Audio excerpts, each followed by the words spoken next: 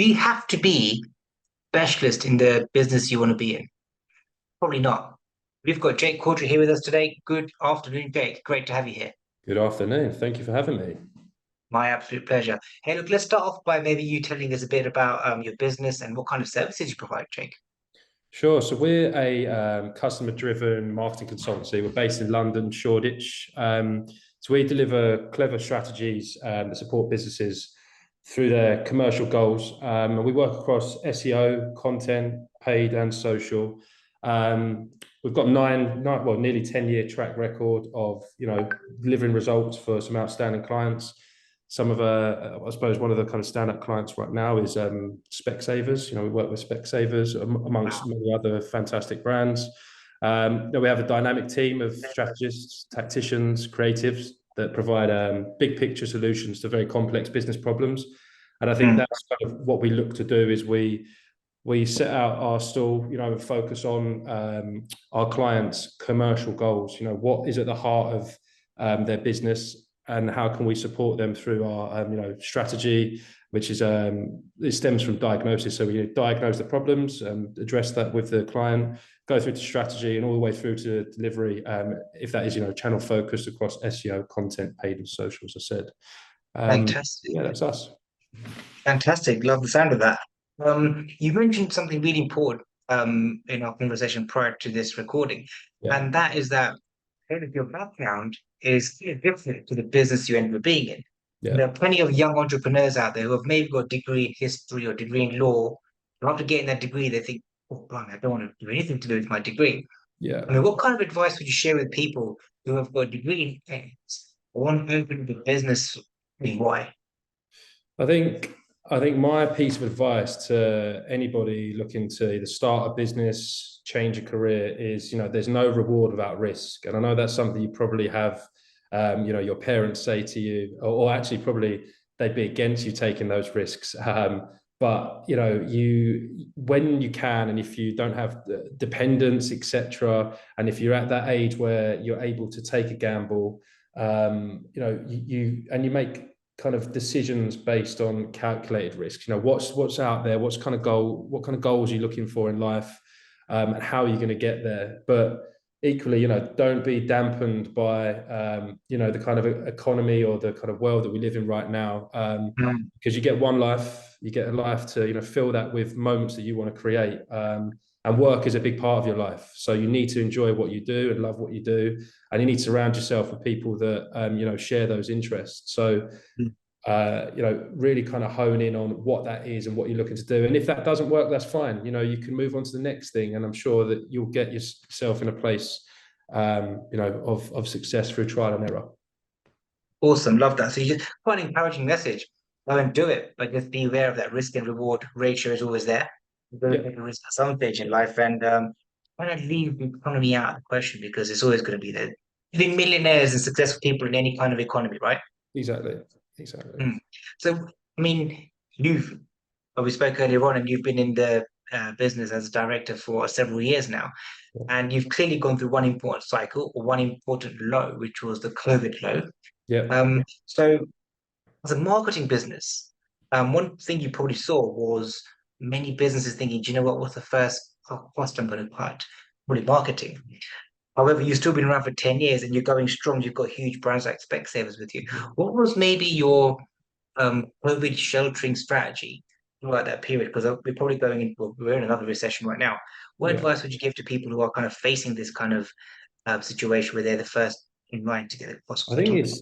it's an education piece. So, educating both existing and prospective clients of, what value you either bring to their business or what you can bring to their business. And it goes back to what I said a second ago, is really like understanding what the business challenges are for, those clients. How can you address those problems, and be very, very solutions orientated. If you want to kind of stand out amongst the crowd, for example, in our space, it's very over commoditized with the traditional marketing agencies.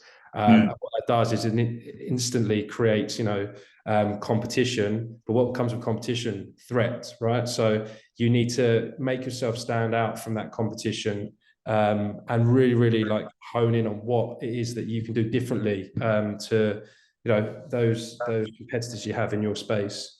And Brilliant. then make sure you do a good job of communicating that to your client, why they need you, why are you crucial to their business, especially at that moment in time.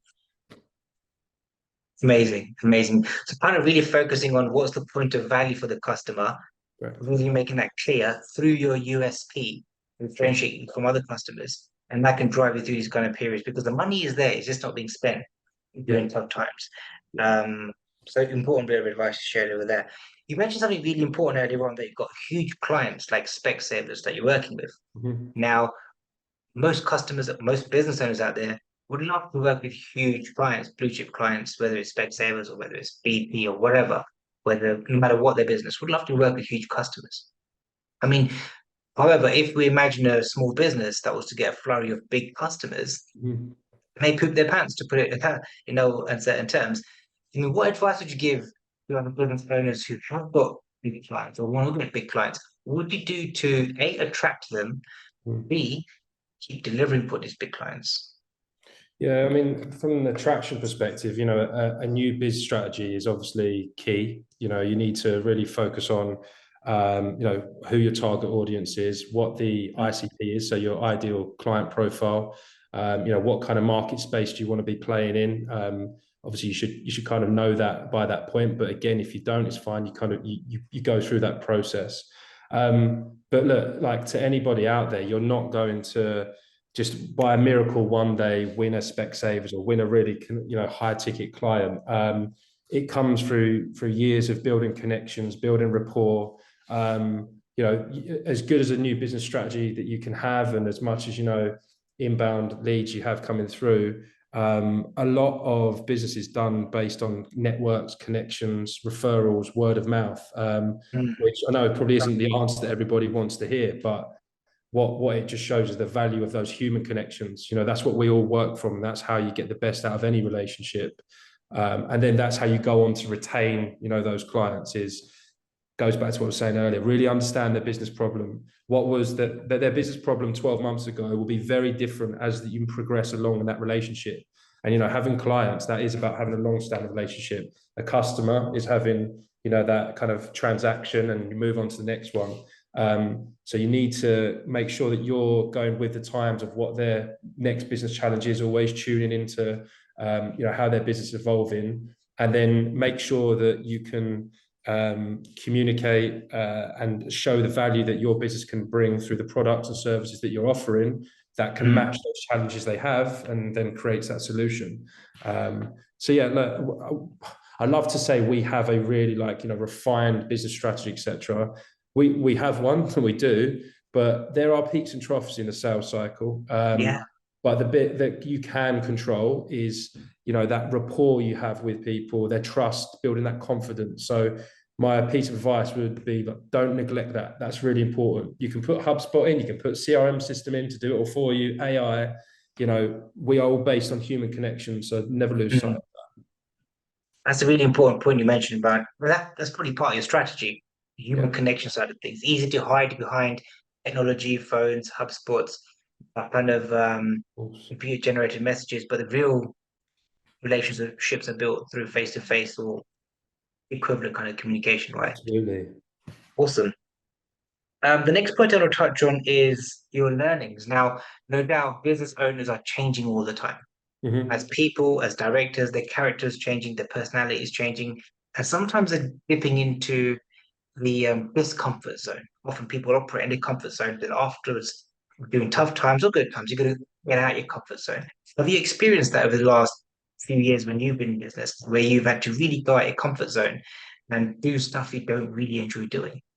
Well, absolutely. I mean, as any business leader, it's great when things are all rosy and you're doing the things you love. But an excellent business leader is somebody that steps in when times are a little bit hairy or things are a lot more difficult. If until you have that kind of structure of HR, etc., around you, there's always people problems. People are one of the biggest components of any business, Mm, and that I would say is one of the hardest things to balance because we all have a different way of working, a different approach to work, things we like, things we dislike. But I think you get to a point where you putting yourself in those uncomfortable positions, it just makes you stronger because you learn each time, oh, I could have done that a little better. And you make a kind of mental note, or if you've got, I don't know, I've got like a little black book, I make some notes in, just as kind of mental notes to myself that, that needed to be a bit slicker next time around. But just throwing yourselves in situations where you haven't had that experience before, whilst the first time, it might be a little bit daunting, if you put yourself in that kind of seat where you feel a little bit uncomfortable, a little bit of ants in your pants, you get to a point where you just, you have a lot more confidence in yourself, your convictions are stronger, you build better trust, confidence from your team around you as well, because they can see you kind of growing as well. And it's just Yeah.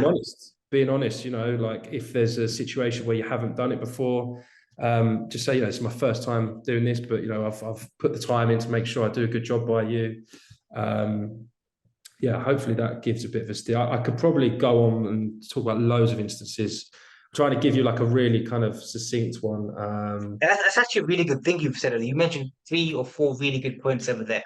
A, throw yourself into difficult situations, the ones that put ants in your pants, Yeah, because that's when you learn the most. B, very little black book. I mean, how often do we learn stuff but forget what we learn? And are you keeping a record or journal of all the stuff you learn? You're kind of keeping a record of how you've grown. yeah, Um, you may have read Richard Branson's biography or not, he keeps a little red book in yeah. his top pocket. He's got a rule that every shirt he buys has got to have a top pocket on the side where he puts a little bit of red book. Old fashioned, but it works for him. I'm pretty sure there'll be plenty of people it may work for as well. And showing your team members that Mhm. you're growing and learning as well is so important for our team members to see that the leader is growing. Because if the leader's not growing, do they want to grow? Probably Well, do you not. know what? I was just as I wrapped up there. That's something I was going to say is that it sets that example. That Mm, it's okay to fail. It's okay to fail, but you have to learn from those mistakes. That's the kind of culture we have here at Curated, anyway. But also, like just through regular review processes now, like you see the team they proactively take notes of things that they feel they've improved on or they've developed in their role or how their roles evolve. Now, mm. yes, you should, as a leader, always have a very close eye on that and feel close enough to be able to, promotions, etc., proactively. But it's just nice to see that they're taking kind of belief in their own growth, etc. Amazing, amazing. I mean, you're on a bit of a roll over there. Keep going. I mean, what are the couple of key learnings that you experience as a business owner, Mhm. say around managing people? Managing people. So, what was this precise question? Sorry, say that again. First question will be, what will be your key learnings around managing people? Um, Look, everybody has a different way of management. Some people, are managers, some people are leaders, some people occupy in both spaces, and it depends on what you're doing, I suppose, day to day and what your role looks like, etc. But just this is really like kind of, I don't know, maybe not the most businessy answer, but I'm just going to give it to you as it is. I mean, I was brought up to treat people with respect, treat people as I'd like to be treated. I know that relationships. Sorry to double up on what I've said already, but relationships in on a team level are so important as well because if you get that right, productivity goes up. People listen to you more and they start to believe more in the vision that you're trying to portray for your vision. And all in all, I try to sit down and have conversation with people. I'm not somebody that's going to, rant and rave at somebody for not getting something right. If it's not right, I'll sit down and I'll be honest. But I think honesty, just be as honest as you can throughout, your working life.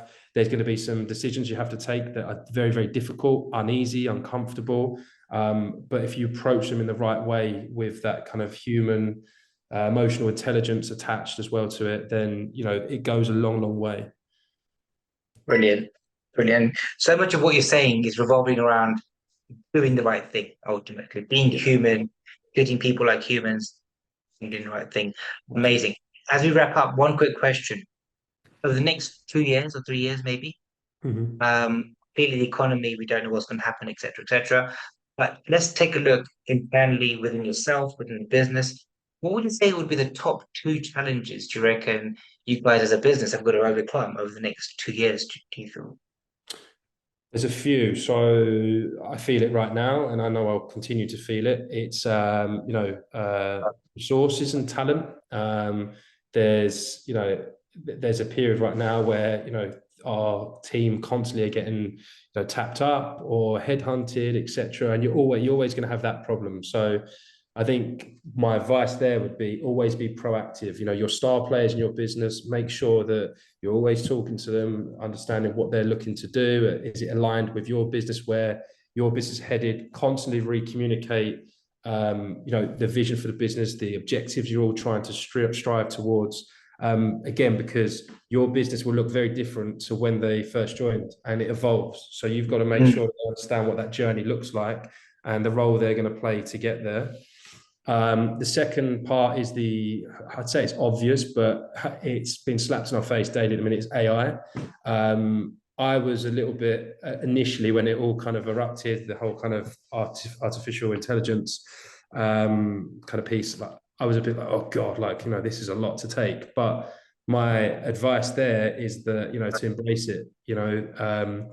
You'll fall behind, if I think, in my space anyway, if we don't keep up with the trends and at least understand as much as we can, is to embrace it, but incorporate it in a way that it doesn't lose sight of who your business is, or sorry, who you are as a business, and allow people to play around with things. Some of our team yesterday were playing with Midjourney, which is like an artistic AI thing, which is really, really clever. What else was there on AI? I think I had something else there. I think yeah, just don't lose sight of who you are as a business, but don't be afraid of new things that crop up, because if it's not AI, it will be something else. So they're probably like our two business challenges, how to incorporate those two together, and making sure that the team know that we don't look at AI as a way of replacing jobs. It's enhancing their job and our business. Amazing, amazing answer. Very, very succinct as well. So number one was resources around keep your talent. We've got to keep showing them that the business is growing, what the new vision is, and kind of having that human connection with them to see are they still happy. Then number two was around AI. Not just embracing it, but making it part of our identity and moving ahead with that. And finally, just overall change. Looking at what change is coming up. And your industries is one of the most fastest changing industry, right? Marketing is all about winning people over in whatever way, shape, or form. And so being at the front of change is so important for you. Yeah. Great. This was absolutely fantastic. I've scribbled so many notes down. Really good takeaways for anyone that's listening. You've been amazing. Thanks for your time. Thank you. No, appreciate it. Thank you very much.